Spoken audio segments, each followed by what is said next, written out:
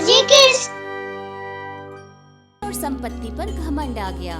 वो अपने धन संपत्ति का परिचय देने के लिए शंकर भगवान के पास आते हैं और कहते हैं, भगवान भोलेनाथ, आज मैं आपके पास एक विनती लेकर आया हूँ। कृपया आप मेरे आलीशान महल में आएं और भोजन ग्रहण करें। मैं आपको भोजन का निमंत्रण देने आया हूँ प्रभु। आप और माता पार्वती दोनों ही मेरे महल में आएं और भोजन करें। यही मेरी इच्छा है। बस इतनी इच्छा पूरी कर दीजिए प्रभु। भगवान शंकर कुबेर के मन की बात जान लेते हैं। वो जानते हैं कि कुबेर खाने का आमंत्रण देकर अपनी धन संपत्ति का परिचय हमें देना चाहता है। इसलिए भगवान शंकर कुबेर से कहते हैं, कुबेर, हम आपके निमंत्रण को स्वीकार करते हैं, किंतु ये सारे भक्तगण, ये सारी धरती जिस पर मैं कैलाश से ध्यान रखता हूँ, ये सारा सजीव, ये सारी सृष्टि मेरी है और मैं इसका कैलाश पर्वत छोड़कर नहीं जा सकता।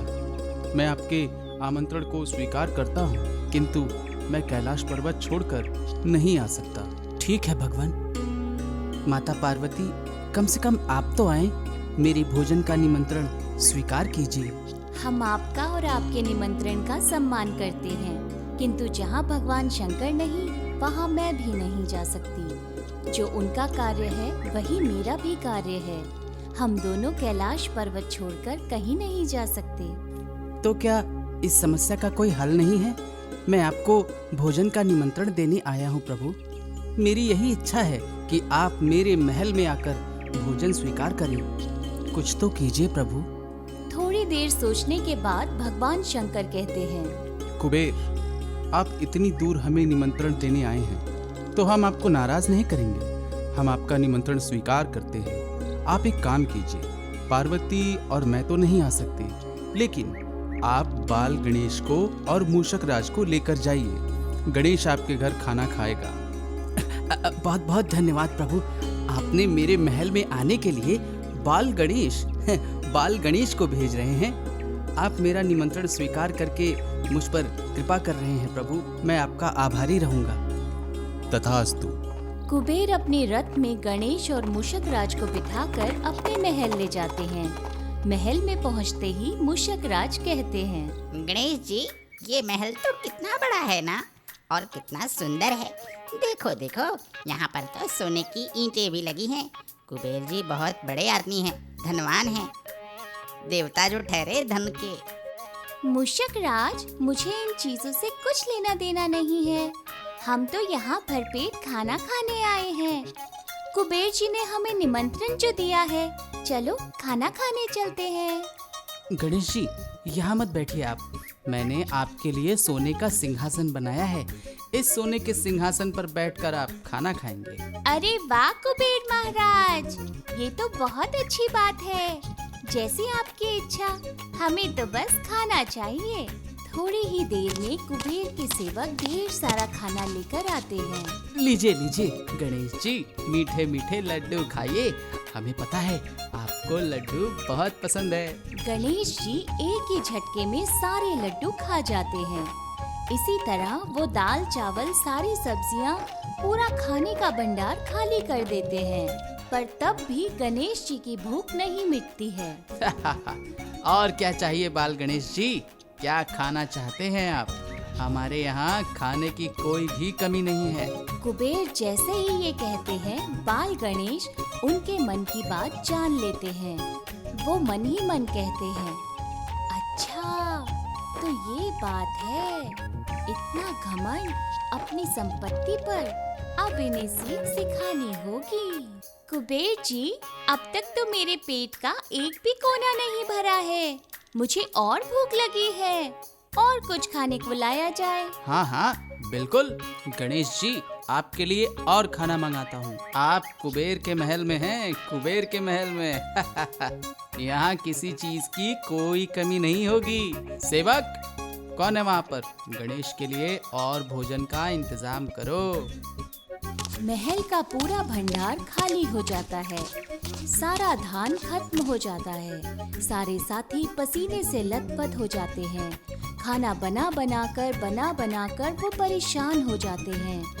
आखिर में आकर वो कुबेर जी से कहते हैं, महाराज कुबेर, धान भंडार खत्म हो चुका है, सारा भंडार खत्म हो चुका है। अब क्या करें? जाओ, जाकर गांव में से सारा धन उठाकर लाओ। साक्षात गणेश जी हमारे घर पर खाना खाने आए हैं, उन्हें किसी चीज की कमी ना हो। मेरे राज्य में बहुत सारा धन है, बहुत सारा अनाज है, जाओ लेकर आओ और गणेश जी के लिए और भोजन तैयार करो। कुबेर जितना लाते थे सारा का सारा खाना गणेश जी खत्म कर देते थे, लेकिन गणेश जी की भूख शांत ही नहीं हो रही थी। कुबेर महाराज, जल्दी से लाइए, मुझे बहुत जोरों की भूख लगी है, नहीं तो मैं यहाँ की सारी चीजें खा जाऊंगा। देखते ही देखते गणेश जी वहाँ के सारे सोने के सिंहासन, कुर्सियाँ, महल की छोटी मोटी चीजें, बर्तन सब निकल जाते हैं, फिर भी उनकी भूख नहीं मिटती। आखिर में सारा महल खाली हो जाता है और वो कुबेर जी से कहते हैं, मेरी भूख शांत ही नहीं हो रही है, अगर आप मेरी भूख शांत नहीं कर सकते तो मैं आपको भी खा जाऊंगा। जल्द से जल्द कुछ खाना मंगाइए, नहीं तो मैं आपको खा जाऊंगा। हे भगवान, ये क्या हो रहा है? गणेश की भूख तो शांति नहीं हो रही, लगता है मुझसे कोई गलती हुई है। जरूर इसका हल तो साक्षात भगवान शंकर ही निकाल सकते हैं। गणेश जी, मैं अभी आया, आपके लिए कुछ खाना लेकर आता हूँ, आप शांत हो जाइए। कुबेर अपना रथ निकालकर सीधा कैलाश पर्वत पर पहुँचते हैं और भगवान शंकर जी से कहते हैं, हे भोलेनाथ, मुझसे कोई गलती हुई है क्या? मुझे खाने की धमकी दे रहे हैं गणेश जी।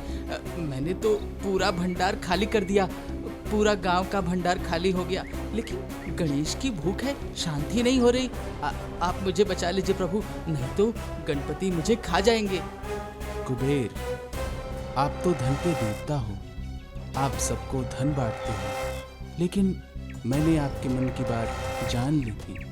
आप अपनी संपत्ति का दिखावा करने के लिए हमें निमंत्रण देने आए थे। हमने बाल गणेश को भेज दिया और उसी का दंड अब आपको मिल रहा है।